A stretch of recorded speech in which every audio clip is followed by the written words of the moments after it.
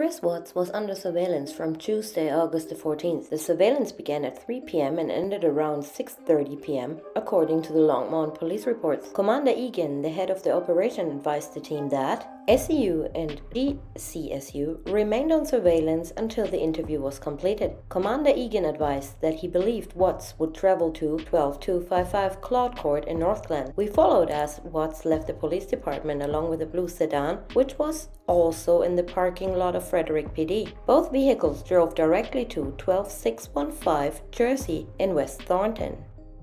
Watts was observed entering the garage at this location. The blue sedan parked in the garage next to the white Lexus SUV, which had been previously observed in front of the Watts residence at the beginning of surveillance operations. Surveillance units were released at this time. No further actions to report by any surveillance.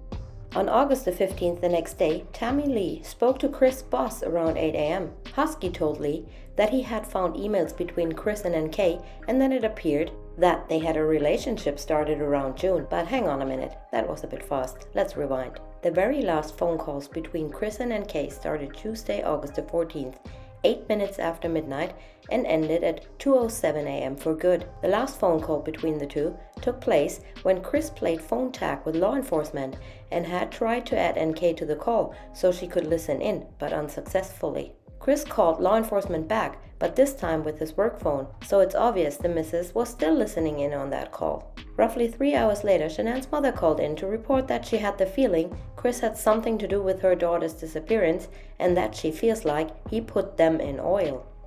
The next morning, August the 15th, NK called law enforcement at 9:49 a.m. for the first time, and they met up at 3:36 p.m. near her apartment at the Majestic View Park.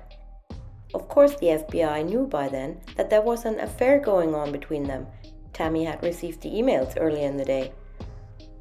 But all this does not explain who informed Commander Egan so early on, a day prior to be precise. Who was the informant?